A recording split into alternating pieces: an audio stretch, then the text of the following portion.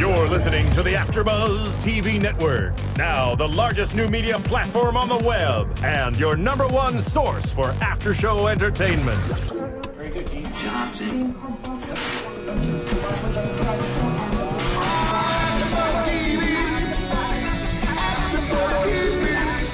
From the AfterBuzz Studios in Los Angeles, California, presented by Markeia McCarty and streaming live thanks to Akamai Technologies. This is AfterBuzz TV's WWE Main Event After Show. We'll break down tonight's episode and get you all the latest news and gossip. And now, another post-game wrap-up show for your favorite TV show. It's AfterBuzz TV's WWE Main Event After Show. Music of the best there is, the best there was, and the best there ever will be. We're gonna have a damn good main event tonight, am I right? Oh yeah, this is a great main event. Great main event today. The excellence of execution was there. Chris Jericho was there, and we're here to talk about it. Welcome to Main Event AfterBuzz. I am Christian Rosenberg. I'm filling in for apparently both Tom Connolly and Scott Narver. If you mesh them together, I guess you create me. So we're there you go. Sorry about that, by the way. No, I'm okay. I'm okay with it because that means tonight I get to share the show with two lovely ladies. So it's going to be a grand old time. I got Miss Markeia McCarty. How are you? Oh, I'm great, and I love that I also get to share the show with two lovely ladies. Oh, thank you. Really? And I'm not going to lie, I look pretty stunning this evening. Yeah, I would say you're the best dressed tonight. Oh, absolutely. Thank you. Thank you. And that's Gabrielle Loren, everybody. Hi, everybody. All right, so yeah, fun overall main event. We had a title match, a stipulation type match, and Eva Marie was there too.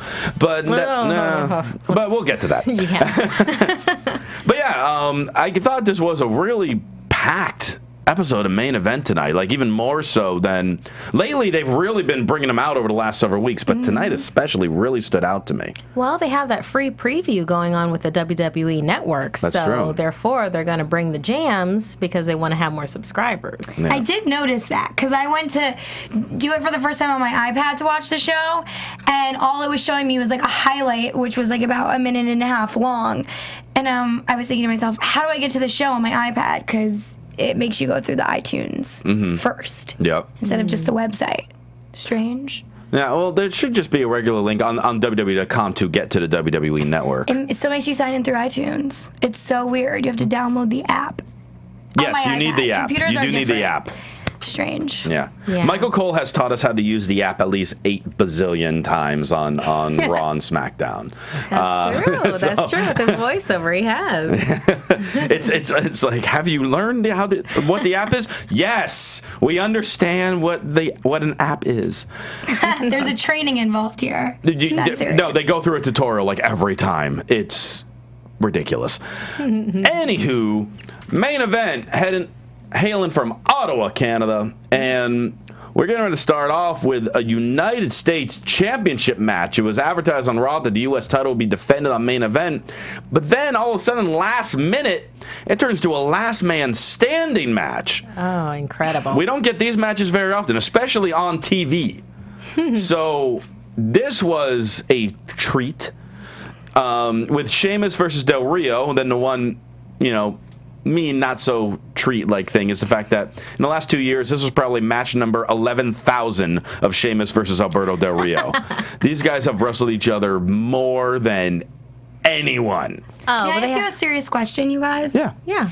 I'm really confused, and this may seem really ridiculous, but since I'm newer to wrestling, under a year, I'm curious as to why they're going against each other for the United States Championship, as they're both from different countries, and we're also in Canada for the show. I actually wrote that exact note. I said we have an Irishman and a Mexican in Canada fighting for the United States title. Explain.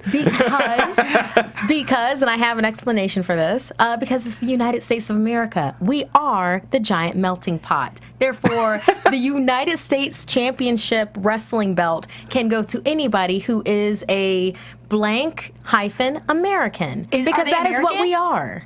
They are citizens. USA. They have to be to work they are here. American citizens. Yeah, to work here, they have to be. What do you mean they have to be to work here? I mean, I get that. Well, okay, so the WWE is obviously a United States company, But they're pulling people from all different countries, so either they're getting work visas to come into the company. And some do.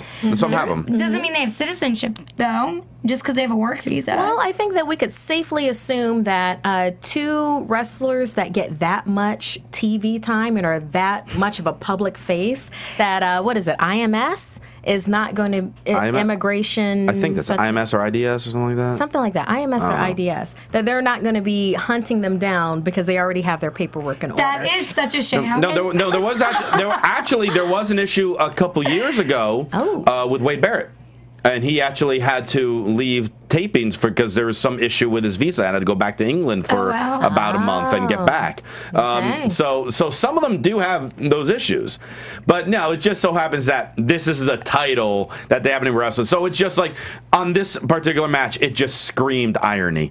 Oh, come on! I'm waiting for Rusev to win the United States title. Yeah. Well, The Russian to win the the guy who. that would be Rusev can't. completely ridiculous. Rusev can't because his entire thing is that he's Russian. He loves Russia. I mean, that would be even funnier, though. It would be very my interesting for him to go after the United States Championship title and try to get a tap out on it, but that would not happen. It's.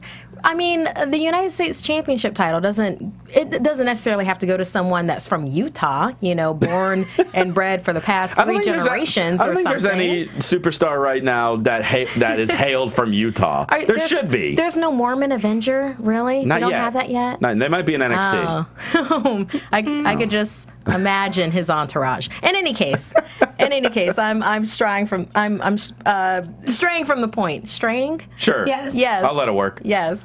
In any case, like I said, giant melting pot that we are, we can have anybody and the current that are faces in wrestling that could be the United States champion besides Rusev.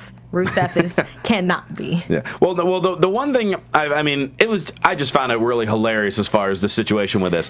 But the one issue I had, and it was announced on Raw that Sheamus would be a part of, at Battleground, we're having a battle royal for the Intercontinental title since Wade Barrett got hurt, so that title is vacant now. July 20th, right? I believe so. It's in like 2 weeks. Oof. And Sheamus is in that battle royal trying to win the Intercontinental title. But he's already the United States champion. It's just like, why is he already... So he's not going to defend that title, but try to win this other title. Then join them together. Oh, well, that's what they were talking about. They were talking about wanting to be... Both Sheamus and Alberto Del Rio were both claiming that they want to win the battle... Well, they wanted to win the match tonight, and then win the Battle Royal to pay-per-view to unify the two titles, which some people have been asking for years. I think that'd be pretty cool. It's just now a matter of, will this be the time that it happens? So, is Sheamus or, everyone who's watching this or listening to this has watched the main event, so they know Sheamus wins the match, which we'll get to.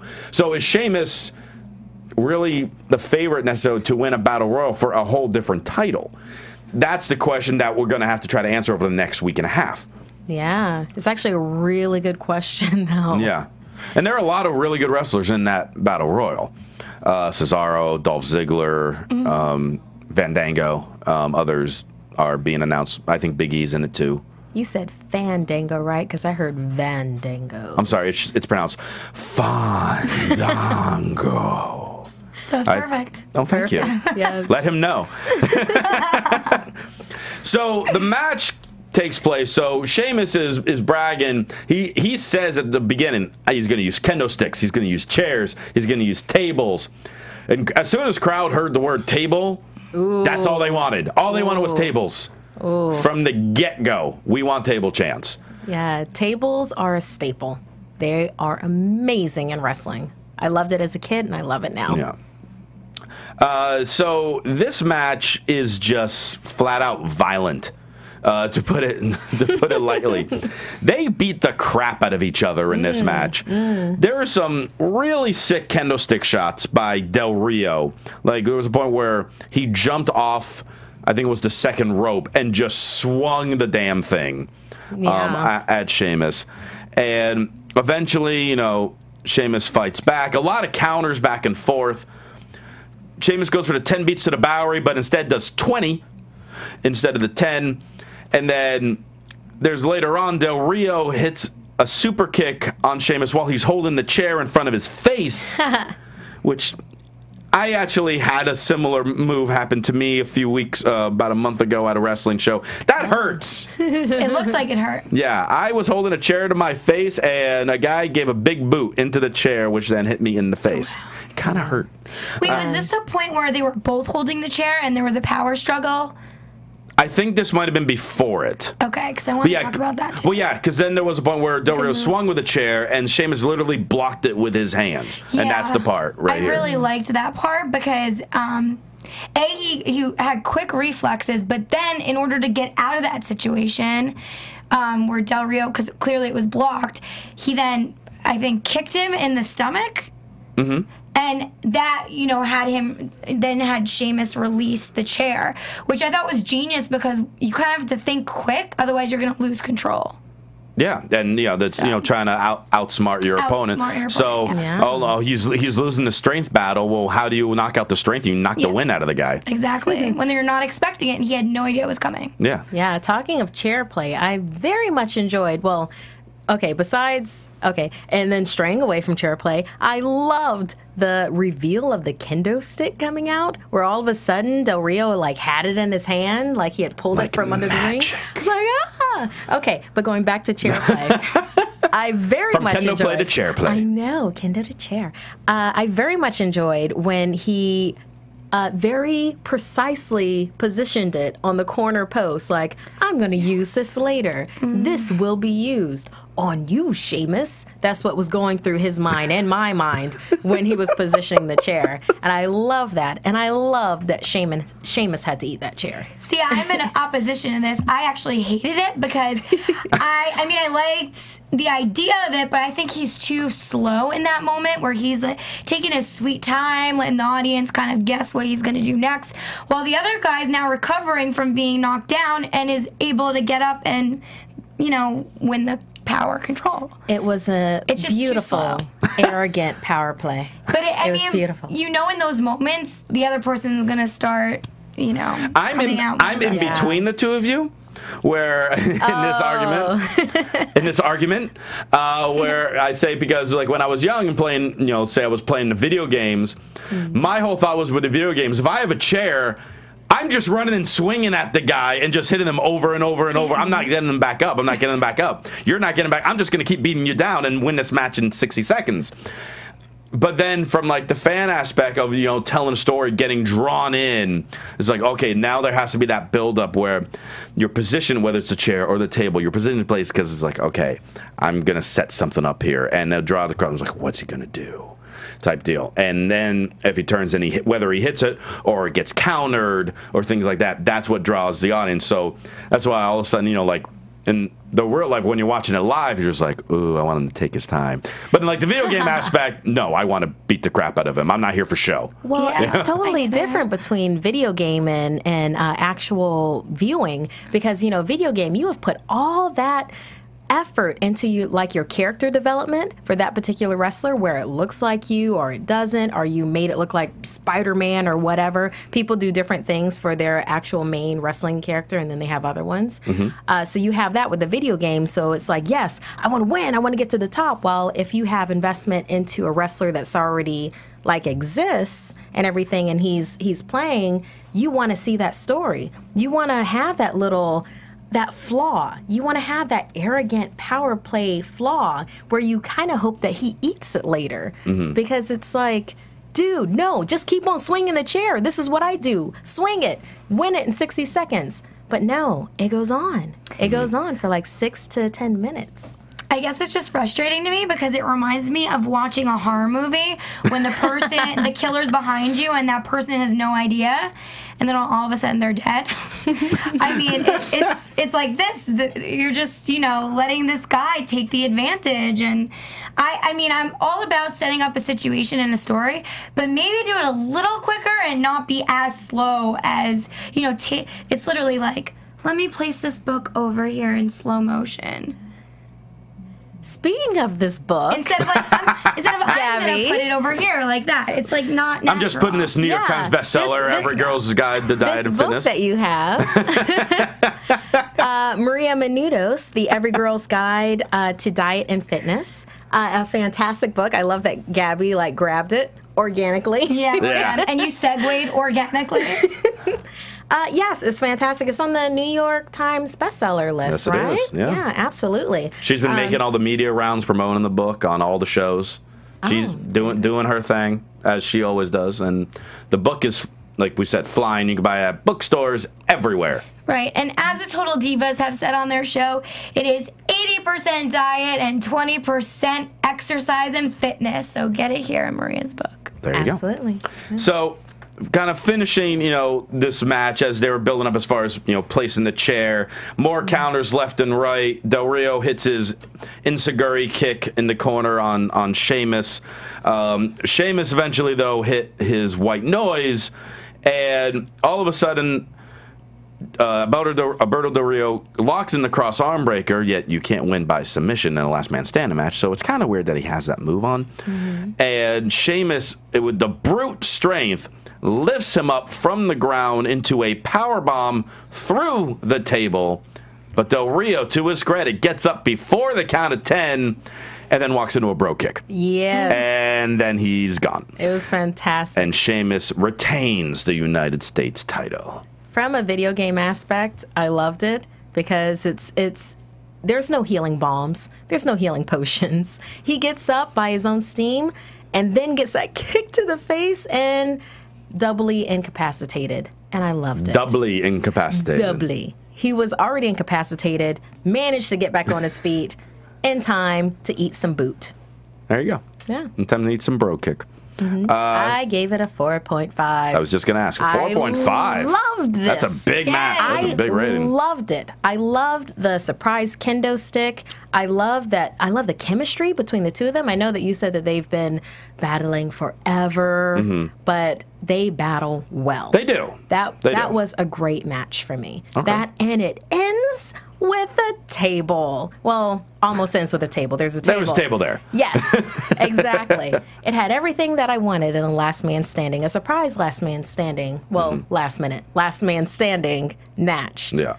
And it got a 4.5 from me. Gabby, what did you give it? This match, I gave it a 4.9 because Whoa! I never give anything a 5.0. Nobody's perfect.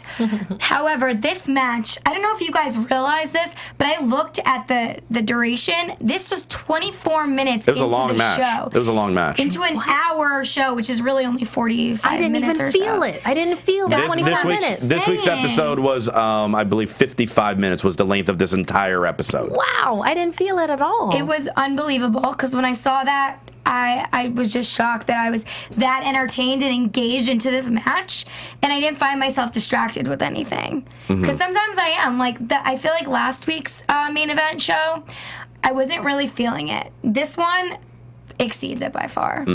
I was really happy with everything that they were doing. Nice. So. I'm going to give it a 4. I did really enjoy this match, even though I've seen, like I said, I've seen these two in a ton of different types of matches, whether there's a title on the line, whether it's the United States title, the World Heavyweight title, no title, whatever the case may be. These guys always seem to wrestle. But again, they know each other so well for that, so that benefits them. For a last man standing match, surprisingly, there wasn't as many quote-unquote weapons used as there normally are in a match like this. And a match like this usually has a huge build-up. There's a big rivalry, a big story that brews to a match of this magnitude. John Cena and Bray Wyatt just had one of these on a pay-per-view because they had the long build-up for this type of match. So to kind of just have it thrown at you, it almost, in a way to me, weakens what a last man standing match is supposed to be. But that being said, these two delivered. The crowd loved every second of this match. They went, like we said, about 25 minutes, which is just damn impressive in itself. So it was a great match.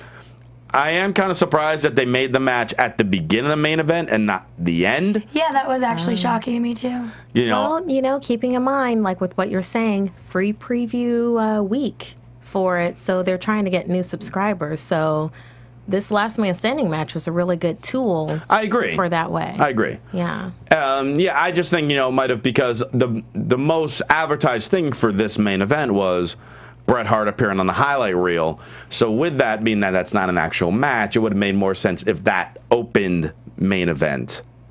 And then you had the Divas match, and then you had the Last Man Standing. To me. I would have been lost. I wouldn't have stayed watching. Why is that? I thought that part was super boring. I was glad it was the last 7 minutes of the show.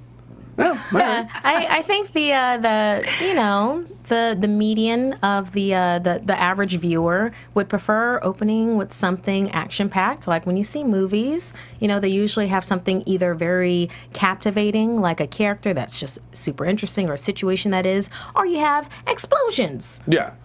So this was explosions and captivating. Well, yeah. Well, I'm all for starting the show with action packed, but based on the options that we had for this particular episode, we had the insane 25-minute action match, an interview segment, and a 5-on-1 Divas match. 6. So, was it 6? No, I thought it was a 6-on-1. They said 6, but Cameron never showed up. And then I counted it. Yeah. Oh, she came. It wasn't. Yeah, I was like, did I write this wrong? Yeah. So Right, but- with those choices, you only have that one explosion thing, and that's like the finale type of explosion thing because you got the title online, the gimmick match, and all that. So that's why I felt maybe that should have been last and first. But hey, everyone's entitled to their opinion. Yeah, we'll agree to disagree over here. Fine. Whatever, ladies. Whatever. Quick recap from Raw from 2 weeks ago when both The Miz and Chris Jericho made their returns, where Chris Jericho shut The Miz up by giving him a code breaker and then was attacked by the Wyatts. And then from there, we go to our, apparently, your infamous main event AfterBuzz segment of, what is it, Go Behind with Renee? Yes. Or behind, Yes. yeah. Behind with Renee, yeah. Go behind with Renee. Go Behind with Renee. And this week's guest is Chris Jericho. And she's just pretty much asking him because it's been announced that at Battleground, Chris Jericho go one-on-one with Bray Wyatt. Mm-hmm. So she's like, how do you feel about this match? He's Jericho. He's pissed that Bray beat him up. Of course, he's excited to get his hands on him. And he compares Bray Wyatt to a spider that he's going to squash. Yes, he's going to crush that spider. Yeah. I find it kind of, I almost feel like there was a little, like, intentional yet unintentional insider thing by him using the word squash. Because in, like, wrestling lingo, that means I'm going to beat my opponent super quickly. It's called a squash. Oh, interesting. So he probably didn't even mean it, but I'm just a nerd and caught that.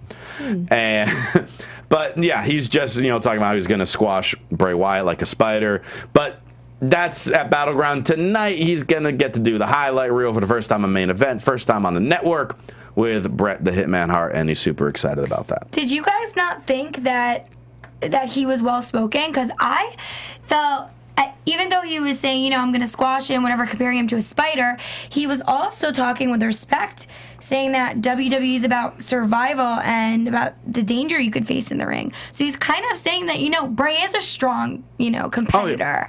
And I don't know, I just felt like there was a respect there, even though he was saying, I'm still going to beat him. One of the awesome things about Jericho, and this has been the case with him almost his entire career, is he's all about, more importantly than him looking good, making whoever his opponent is look good.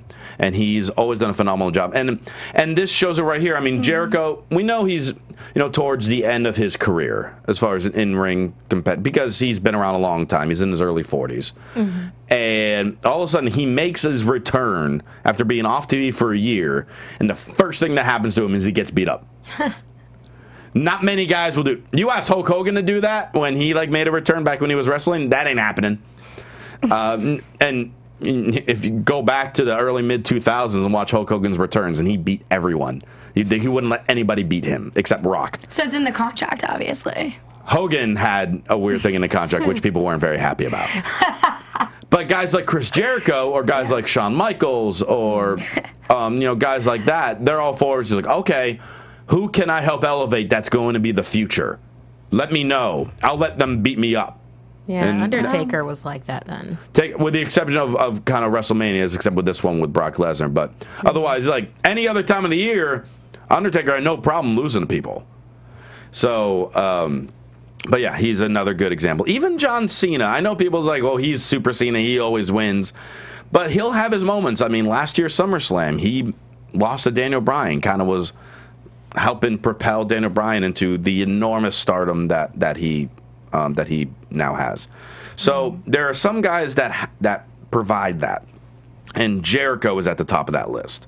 So I am very excited for Jericho and Bray Wyatt.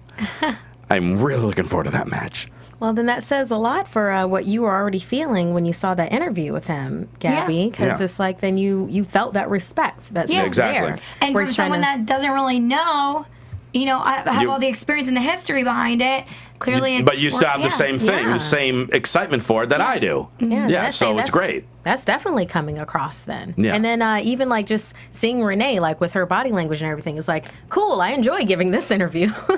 Well, as opposed to others that she's given. Well, and like how you were talking about how well spoken is, Chris Jericho is just one of the more engaging superstars on the microphone he's considered one of the best talkers ever. Oh, nice. Because of his articulation, how well spoken he is. He's got great catchphrases, and he even has the one-liners. But he can tell the story of the feud and the actual match with his words. He doesn't even have to wrestle. He can tell the story. And there are not a lot of guys that can do that, but Jericho's one of them.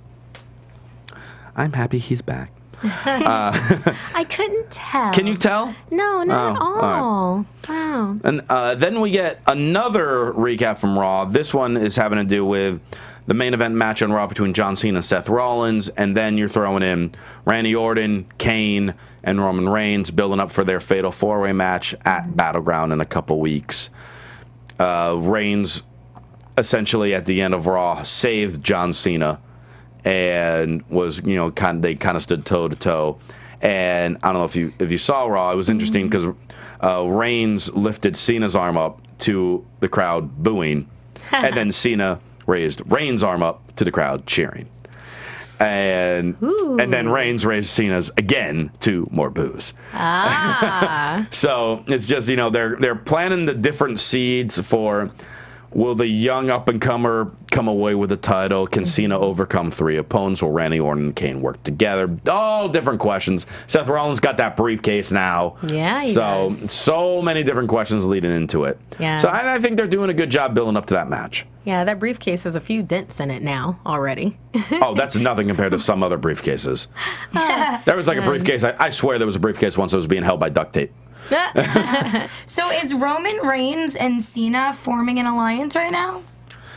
Not necessarily. They're both good guys, but Reigns doesn't care if he has to beat up Cena for the title, is what he's saying. It seems more like a thing like it's Ambrose and Reigns just don't want Rollins to get it. They're pissed at Rollins, and they're pissed at Triple H, at the Authority. Yeah. So Ambrose is busy focusing on Rollins, and then Reigns is dealing with the Authority right now. I have to say, it is one of my favorite things to see Rollins about to do something like Cena or taking down something, and then Ambrose just appears from underneath the camera and tackling him in, a t-shirt and some jeans and some greasy hair. He's the greaser. He's a greaser now. I love it. I'm ready, because the thing with the Money in the Bank briefcase is you have 1 year to cash that in, anytime you want in a year.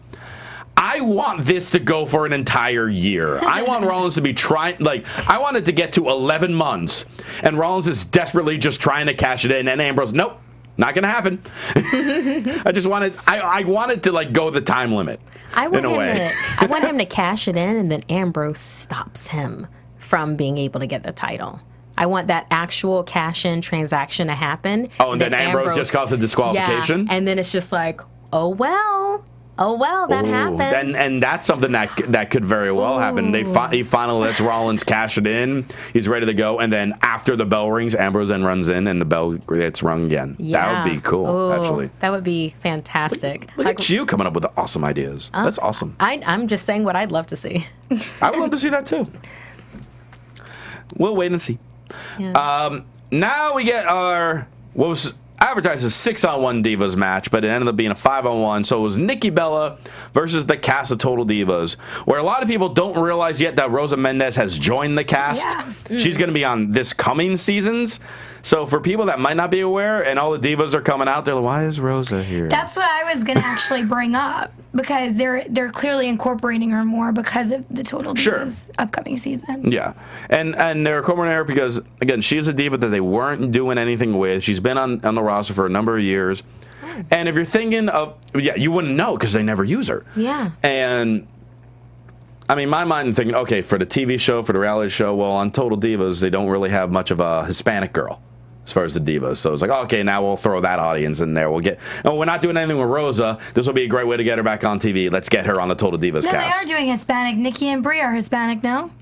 Are they? Yeah. I guess Really? they I'm sure are. they're Hispanic. I thought they were like Italian or something with the last No. name Bella. That's not their real last name. Bella? Well, I mean, No. like, you know, I for thought they were Spanish. the wrestler persona. Well, Rosa, like her thing, like she's big, like she speaks Spanish, like her character does, and all She's that more stuff. Hispanic than they are, so therefore she counts. Sure, why not? Well, let's just say that. Let's just say Maybe that. not. I don't know, but I actually, why don't they use Rosa more? Like, why was she just sitting there? Not really working? Yes, different- tell us, Josh. I don't know. And then who's Josh? I don't different. know. Christian. Yeah, I don't know. I don't See, it know. wasn't I don't know even why I me. just said my other friend's Josh name. That's Matthews. weird. Josh Matthews used to host Main Yeah. Event, but sorry. Yeah. But Rosa for years, she was there. She started to like manage some guys, and then those guys, whether they got fired or they broke up, and all of a sudden they kind of vanished that team. Like actually, Los Matadores were, before they had the Mask of War Matadors, they were another team called Primo and Epico, which Rosa managed. And that team wasn't doing anything, and they weren't showing the team on TV. Therefore, Rosa wasn't being on TV. And then they changed them to Los Matadores, but it's like, well, Rosa's not with them, so she's Because they still had off TV El because they got El Torito. Torito. Yeah. So, you know, they kept trying to find. Then there was like a brief period where Rosa had her hair bleached blonde. Not the right look for her. I liked it. Really? Yeah, I think I'm like the only person in the world that liked her I did hair. not like her hair that I that didn't at all. see it, but I'm not a huge fan of platinum blonde hair anyway. It only works on certain people, like, you know, Beyonce can pull it off. But I don't know, platinum blonde? I liked it because it's a character look and it's different. Why do we need another brunette? You know what I'm saying? Well, redhead. Besides yeah. Eva. Eva, no, it's too Not that. Well, let's- not neon red. Well, let's Nice get red. into the actual match. So Nikki's out there, and she's already has a look of just absolute fear on her face because she has to take on supposedly 6 divas. Yeah, she And- psyched herself out with this. Though, Oh, I yeah. personally believe, because she's taken more of a beating Mm-hmm. than they delivered. Well, Naomi and Natalya both don't get in the match because they're just like they're too good. They don't feel like it's the right thing because they're good guys like Nikki. Yay, we stick together even though we have to wrestle each other. Then you got Rosa, Eva Marie, and Summer Rae. And Eva Marie, I hate giving her credit, but I'm giving her some credit on this. Wow. I'm giving her a little bit of credit on this. Do tell. Actually, her DDT at the end looked pretty good. Oh, stop. For her, it Oh, looked pretty good. Stop. I didn't think so. The finishing move looked better than what she's done. Well, it looks like she's definitely been practicing a little bit. I'll give you that. She's not letting her Believe me, muscle- I'm the last person to say I'm an Eva Marie fan. You have to listen to SmackDown more. Okay. Because we go for rants on her if she appears, and then so it was just kind of, it wasn't 5-on-1, it was 3-on-1. Yeah. But Eva and Rosa didn't really know what really to do. They were all just kind of there, and then Summer Rae was just like, let me get in there, actually do some stuff. And eventually Eva, like I said, hit her DDT, and Eva got the pinfall, which I kind of made me throw up in my mouth a held little her bit. in? No. Huh? Who tagged Eva in again? She tagged herself in. Yeah, I think from Summer Rae doing like Of course she blind tagged it in, because doesn't Summer Rae hate Eva and didn't even want to work with her as a tag team member? That's everyone. Yeah, everyone on. I did the AfterBuzz for it. Okay. Yeah. Everyone on Total Divas apparently hated Summer Rae by the end of the season. It seemed like. So Yeah, but Natty she was hated her. cool with Eva her. Marie hated her. So yeah, it was just like that thing. Well, she was put in a tag team with her, and she Yeah. wouldn't tag her in a match. Yeah. So yeah, they had all that beef that they then put on TV, WWE matches, and then had it for the reality show. Yeah. And so Eva Marie tagged herself in while everyone pretty much beat up Nikki. And then the confusion happened after the match. So Eva getting the pinfall is confusion enough for a match. Yeah, but rewind for a second though. With what you said, with you being proud of Eva Marie, I said I was like DDT. That was good for her. For her. I feel like it was slightly better than what she's already been giving us. That yes, I'm glad that she's doing training with things, but it was just like With things? Yeah, with I things, love it. with wrestling things. Great. But it was so hesitant. It didn't follow through enough for me, and especially for that to be the pin. It was like, no. It's like, yes, go ahead and put her in a 6-on-1, which is what it officially was, a 6-on-1. Do that. Have her get some ring time in that way. But no, she's not strong enough with her moves, and I was not impressed with that DDT for that to be the pin. I'm not That's saying just like, no. I'm not saying it should have been in the pin. I'm just saying her actual DDT, her physical technique on it was much better than her technique has normally been. Yeah, I can. And no, that's not a pinfall move, but that's what they gave it for. I think that. Sorry. I think that this was just an excellent opportunity to have Rosa go ahead and do the pin, because we haven't seen a lot of things from her. Eva Marie, yes, get her shots in, get that, tenderize the meat, so to speak.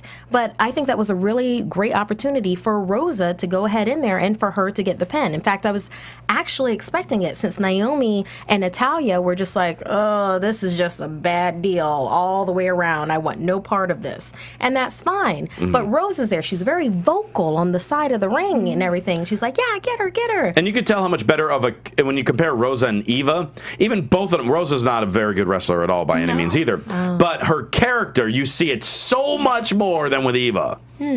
She's doing the whole thing. She's getting in Nikki's face during the match, even if she's on the apron. Yeah. She's much more into it than Eva is. Yeah. So I'm agreeing with you that it would have been nicer if Rosa ended up getting the pin. But go ahead, Kevin. Okay, this is my thought on it. I agree with you. I'm seeing Eva Marie's technique improving a little bit. However, to finish off the match, wasn't loving it, because I also felt like it was just kind of laid back and relaxed, and they just put her to do that so that she builds up a reputation with all the fans, to kind of get her to a point eventually where people respect her. That ain't working. Yeah, I don't think it's working now, but I think they're going to slowly do that. So they gave her, the winning pin. But I just think she was too relaxed about it, because I feel like Nikki could have just gotten up and beat her by the time she got over and rolled her, and grabbed her leg into the pin. Whatever. I do agree on the whole Rosa Mendez personality character thing. I noticed she was, calling things out while she's wrestling. Summer Rae does the same thing, very aggressive and loud. You can actually make out what they're saying at some points. I really enjoy watching it, because it's like anger and passion, and if they're not saying anything, Eva Marie's really shy, but she's supposed to be this fiery, Vixen. sassy, vixen. But It's like, be a Viper woman then. She looks the part, but she does not bring it to the table at all. But I also respect Natalya and Naomi's loyalty. It makes me actually like them. They're friendly and relatable. And then once the match actually ended, and then we had the kind of the confusion, because all of a sudden Cameron came out, who was supposed to be the sixth diva in the match, and who now her and Naomi have broken up on Raw. On Raw, they just they had one of those ratchet videos that people are posting, girls fighting on YouTube all the time. They were just going nuts on Raw, ripping each other's hair and everything. Was there kitty litter and milk involved? Not yet. Give it time. So Cameron runs in, just gives a quick kick onto I think it was Eva, which made no sense. And then just kind of stood there, whipped her hair. Naomi sees her, and then they just run. Yeah, she booked to the back, and then then they play Eva Marie's music again, and the three of them celebrate, and then Natty's just overlooking Nikki. I'm so sorry, Nikki. I'm sorry. I'm sorry. There's nothing I could do. The Authority made me do it, even though I wasn't in the match. I could have helped, but I didn't. It was just weird. There wouldn't have been any way that she could help unless she got Turned on the tagged team. in. Yeah, if she got tagged in by Summer Rosa or Eva, and then she just laid down on the mat. Well, no, and she nobody does that. Well, no, but she could have been like, hey, this isn't right, and got in the ring and helped stop and just, kind of caused a no contest because she was beating up her own teammates. Okay. I mean, you could have done that, but. That would be too in the face with Authority. It seems like one of those situations where it's like, yes, the Authority is beating up on Nikki because they can't get to Brie. Right. So it's like, do you really want to turn their attention to you, or do you want to just not participate? And I think that's where they live. Yeah, while the other three are just more like, yeah, bandwagon, room for three more. Yeah, but right now, if Brie is off, then obviously Nikki needs a partner. Nikki needs some help, and then there should be a diva that wants to try to take that stand, and Natty would make perfect sense. You do have the Total Divas thing going. You do have her longevity. You do have her bloodline as far as being wrestling. The Hart's longtime feud with the McMahons, from many years ago. So you have all those things where it could make sense if Natty tried to. And maybe they'll eventually do that, but tonight it was just like, my bad. I'm sorry. Sorry you had to deal with that. Yeah, this whole segment was just deplorable. I want to bring up a point here. Did you guys notice that in the match, Nikki was shaking her head every now and then, but right before a move was about to happen? No. As in, like, she'd be cornered at a post before Summer Rae grabs her legs. She goes like that. Oh, well, she just shakes her head up and down. That might be that could be a sign, like, depending on the type of move and how far away her opponent is, like a simple like nod or whether it's a wink or things like that to give the opponent and let the opponent know, okay, do it, I'm ready for it. Okay, because I saw her do it three times. But if you caught it, that's bad. Yeah, that's we're not supposed to catch it. No, we're not. I didn't notice it. You did, which is great. I didn't notice it either. The first time I saw it, I was like, wait, what just happened? And I thought it was because she was kind of saying, like, I'm okay. Like, maybe they did something that wasn't done properly. But then I rewound it a little bit and watched this part again. And I saw her do it again right before the first thing that I saw. So I saw it multiple times. It was, maybe it was like, I'm ready. But, maybe. But it's weird that she did it so many times. Maybe she which one was it? The Summer Rae or was it the Eva? Do you know who it was? To Summer Rae, I specifically know. She might have had to broadcast it a little bit more because maybe she didn't feel like they would catch it. Maybe it was too far away, or the crowd was being too loud, where they couldn't really hear it. Who knows? There are many different ways to look at it. I'm giving this half a star because this was just. It's stars now. What don't we normally say like 4 stars, 5 stars? Oh, okay. So it's a 0.5. Yeah, this was just bad. Like to go from such a great last man standing match to this. I can understand. Obviously, you got to tone it down, let the crowd have a chance to catch their breath. So it was like a slower match, but. This was just a train wreck. I'm sorry. This was just bad. I ended up giving it a 2.75. How? Because I was totally dumping on it, and I realized that. But for what it was, I appreciated the continuation of the storyline. I appreciated that. I appreciated what they're trying to do with the wrestlers. Where they had the Total Diva cast there, where they had the storyline of Naomi and Natalya, where they had the other 3 wrestlers coming in. I liked Summer Rae's, what she was doing in the ring, where she's like, I'm the first one in, I'll take the first stab at it. And, doing all with the choke out on the leg in the corner post. And I enjoyed Cameron coming in and getting pot shots in that didn't matter. And it weren't even on the person she's feuding with. Exactly. Like, it would have made sense if she actually tried to sneak attack Naomi. That would have been excellent. But it had nothing to do with that. Yeah. Well, It was just her showing herself and showing her craziness. And the crowd went mild. Yes, yes. But yeah, I ended up giving it a 2.75 for storyline purposes and for the fact that I want to see more. I don't enjoy handicap matches, but I think that it could work in the Divas realm with it.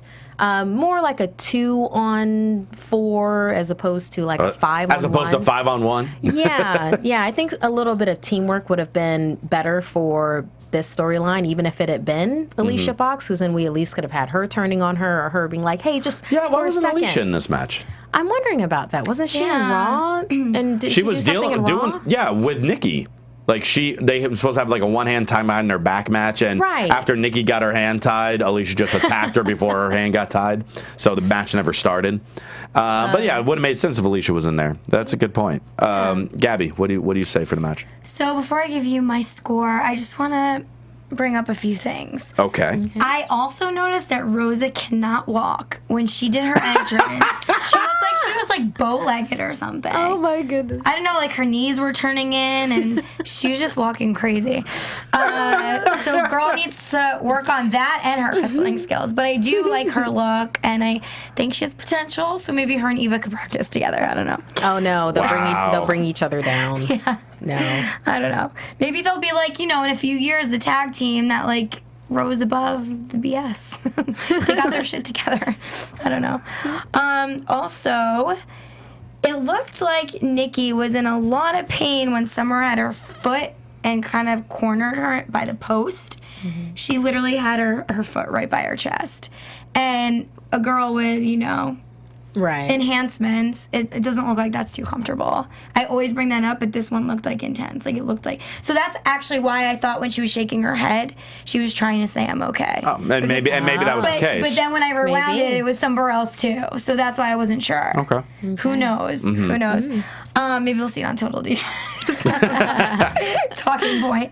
And then also loved Cameron's outfit. I mean, when she came out at the end, I think she's like trying to rebrand herself, maybe away from the Funkadactyls. Yeah, the Funkadactyls. Yeah, that was a great outfit. And it was really like awesome. I loved it. So their wardrobe person did a really good job with that. However, I did give it a 2.2. Kind of low, but kind of high, I guess. Because you know what, I'm never, no matter how many times I watch a Divas match, I'm never gonna get bored watching them, even if it sucks. Because it's fun to watch girls fight, I feel like. But I mean, either way, it wasn't very strong.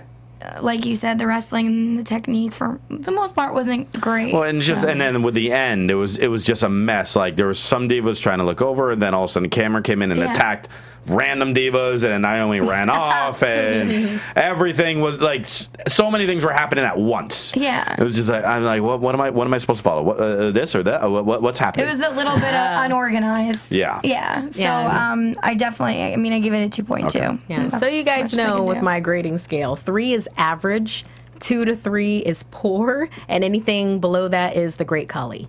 So. Okay. Just so Who is also in that battle royal. I know. He has a chance to become Intercontinental Champion. Oh, no, he doesn't. No, he doesn't. Main event ends with the highlight reel. So Jericho comes out super amped up, super excited for Ottawa. Promoting, first time highlight reel main event, first time it's on the network. Brings out Bret Hart to another huge ovation because Bret's on his home turf right now. And they kind of plug the WWE Network a little bit because obviously, as we were saying, right now it's the free week. So, hey, you can relive all of Bret's greatest matches on the WWE Network. You can relive all the other great highlight reel segments on the WWE Network. One more. And then you could look at the time where Chris Jericho wrestled other stuff on the WWE Network. But Bret brought up memories of the legendary Hart Family Dungeon. The Hart Family Dungeon is where it was a basement in the Hart's house that was turned into a wrestling school that Bret Hart's father, the late Stu Hart, ran. The entire Hart family, did it, and then there had to be like a select wrestler to attempt to go and train at the dungeon, is what they call it. And then so few wrestlers actually completed the training at the dungeon. Natty is the only female to have completed the training at the dungeon. Chris Jericho went through the dungeon. Tyson Kidd was the last graduate of the dungeon before they closed it after Stu Hart passed away years ago. And what was it called? The what dungeon? The Hart family dungeon. It was it's called the dungeon. Like if you look up old things again on the WWE Network, you can look up the like the stories of the Hart Foundation and everything. It was show like the search bug has been fixed. It should hopefully. You know, you could look at like the story of it and see like kind of like a little bit of the history of the. It was literally just like an old like thin like wrestling gym mat down in the basement, and it was just like Stu Hart yelling at the kids as far as like the training and getting all the. It was and it spawned into like this legitimate, like the most prestigious like wrestling training place you can go to in the world for a long time. Okay, I have an ironic story. Okay. I'm taking boxing classes right now, and my boxing trainer was calling his area with me like the workout dungeon. So he actually just recently, I think, copyrighted like the workout dungeon, and he's going to be doing the same fucking thing. Nice. Yeah. Language. I know, sorry. She's excited. No, and that's fine. I mean, I'm used to hosting Jersey Shore type shows. Okay, yeah, Jersey Shore is acceptable. This is PG entertainment. Yeah. You be the first graduate. You be the first graduate of the copyrighted workout dungeon. Yeah. So I mean, it's kind of crazy because it's like the same idea, like an insane workout. Yeah. That's awesome. Yeah. I like that. So in the highlight reel, Jericho then asks Brett who his favorite rivalries were, and he names off, I loved my rivalry with Stone Cold Steve Austin. I loved it with The Undertaker, Mr. Perfect, his brother Owen, when they had a legendary feud in the mid-90s. But he goes, probably the most famous, rival that I had was with the Heartbreak Kid, Shawn Michaels. And then all of a sudden, Shawn Michaels' music hits. Like, oh my God, is Shawn Michaels here too on Main Event? No, it's Damien Sandow. With a gorgeous ponytail. He had the Shawn Michaels ponytail. And the beard. And his beard. And the Shawn Michaels flannel. And like acid wash jeans or whatever they are. And Damien Sandow, to his credit, he had all of Shawn Michaels' mannerisms down. Like, he strutted to the ring like Shawn Michaels does. He posed like Shawn Michaels. He altered his voice, and it almost sounded like Shawn Michaels. When Sandow puts on a costume, that's like a living coat for him. He embodies the character. I will give him that. But, oh, my God, the Sherlock one. When he was Sherlock. But in any case, he was Shawn Michaels yesterday. Yesterday night. Yeah, and on Raw, Bret Hart was on Raw, and then Damien Sandow came out as Bret Hart. So then the next night, he's as Shawn Michaels. And Jericho, like, great shot. Was like, wow, Shawn, it's great to see you, but man, you let yourself go. Yeah. Like you used to be good looking, and what happened to you? Yeah, and all it's like that. your eyes are further apart and your ears stick out. Otherwise than that, you look good. Yeah. Otherwise, you put on some weight, but otherwise, you look great. And Sandow then, tries to go on, talks about how, we're going to have the Ottawa screw job tonight, homage to the Montreal screw job, the infamous Montreal screw job between Bret Hart and Shawn Michaels many, many, many moons ago. And Bret just kind of stares at Sandow, gives him a right hand, knocks him down, and then locks in the sharpshooter for all the crowd's delight. Damien Sandow immediately just taps out of it, and Jericho calls for the bell to be rung. There's no actual match, there's no referee, there's no ring announcer. Funny. But sure, ring the bell, Bret Hart won the match. Why not? That's the only way to stop Bret Hart. He will only let go of the sharpshooter if you ring the bell. It's like Pavlov's dog. That's the only way it's going to happen. So Sandow and Payne, Chris Jericho and Bret Hart celebrate as Main Event goes off the air. Yeah. What did you think of this segment, seeing the legendary Bret Hart, but then seeing him kind of just throw a little right hand punch and then a sharpshooter on? Damien Sandow got knocked out with one punch, essentially. Well, it's Bret Hart. There's a lot of history that was behind that punch.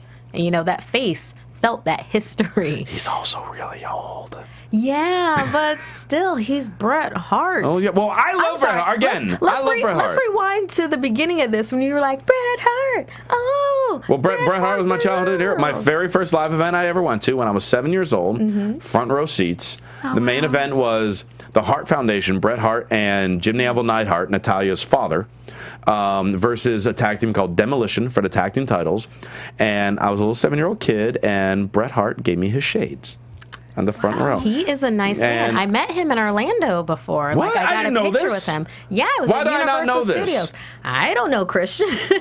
It never came up in conversation before now. Well, we have to fix this. Yeah. I still have those shades are at my home right now. Oh, at home. Oh, I got them. Where do you keep them? They're on one of my bookshelves. Oh, that's cute. Yeah. Do you wear them at all, or no? They're just there for show. You know, when I was a kid, because like the match that like my all-time favorite match I've always said is Bret Hart versus Mr. Perfect from SummerSlam 1991. I had as a kid memorized that match, and I would have to have my brother be, all right, you're gonna be Mr. Perfect, I'm gonna be Bret Hart, and I don't know how my brother walks to this day because I you know, although do not try this at home. Yeah. I tried it all. Was it a little brother? You got your little brother to be Mr. Perfect? Yeah. Of course you did. Of course I Christian, did. there Go are ahead. kids listening. I know. Don't try it at home. Don't be like me. I'm not a role model. But I would wear imitating the match, I would wear the shades. So the shades got a little bent for me imitating the match, but they're still in, you know, they're still all work. It still fits fine. So I got them at home still. And Did you have a little Bret Hart outfit? I did not have a Bret Hart. I did not have the jacket or the pink tights. I did not. I did have like a Hulk Hogan tank top also, and like Ultimate Warrior like streamers, and I had some of everything. Yeah, Ultimate Warrior. But you know, it was just like, you know, I love Bret to death, but then when I see him on TV, I'm happy to see him.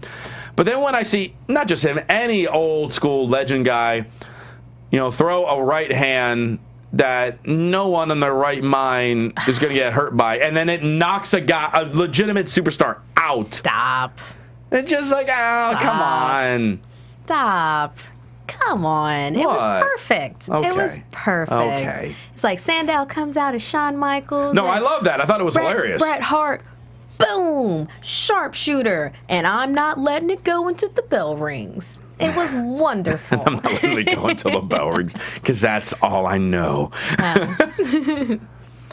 Gabby, you're kind of quiet right now. Because I wasn't really that impressed. Thank you. Oh my God. Thank you. There's history, guys. There's history. I'm sure there's a lot of history, but I don't need to see it. Wow. Oh, man. I was good with the first match. Like, the first match and then ending with that was kind of sad. So I'm an island of one. Well, if you ever get a chance, you know, hey, there's this WWE Network. I don't know if you heard of it or they're promoting that. I don't know if they've started promoting about it. I hear there's a free week that's happening. That might Is be that this week. Is that this week? Perhaps. But, you know, try is it to... for a week or a month? A week. Oh, it is a week. Yeah, just a week. But yeah, I would try to look up, you know, a classic Bret Hart match, and you'll see. Look up the Bret Hart Mr. Perfect match. My all-time favorite one. Yeah. I will. Was it 1991? SummerSlam 1991 was the match. But yeah, and that is how this week's main event comes to a close. Yeah. Like I said, we had the legends, we had great action, and we had Eva Marie.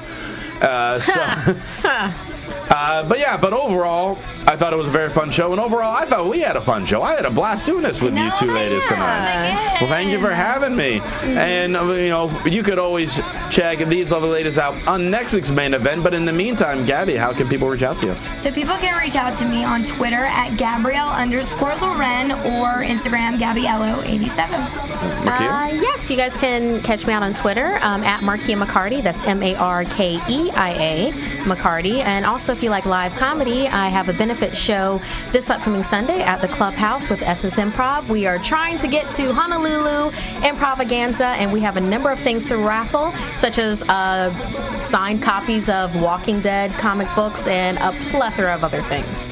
And you started a new Sailor Moon after show as well. Yes, I'm on Sailor Moon Crystal. That is every other Sunday after the episode airs, and that's with Kaori. Yep.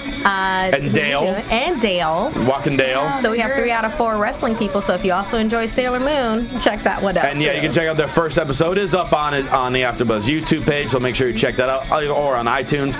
And you can follow me on Twitter at CRosieVOC. You can check me out this Friday as I host AfterBuzz SmackDown. And if you're in the Palm Desert area, this Sunday, Alpha Omega Wrestling presents A Call to Arms It's a show for the military. I will be there because I own the damn company now. So I'm there and lay down the law. And so hopefully, if you're in the area, come check it out. Thanks so much for tuning in this week. For Gabrielle Loren and Markeia McCarty, I'm Christian Rosenberg. We will see you later. From executive producers Markeia McCarty, Kevin Undergaro, Phil Svitek, and the entire AfterBuzz TV staff, we would like to thank you for listening to the AfterBuzz TV network. To watch or listen to other after shows and post comments or questions, be sure to visit AfterBuzzTV.com. I'm Sir Richard Wentworth, and this has been a presentation of AfterBuzz TV. Buzz you later. The views expressed herein are those of the hosts only and do not necessarily reflect the views of AfterBuzz TV or its owners or principals.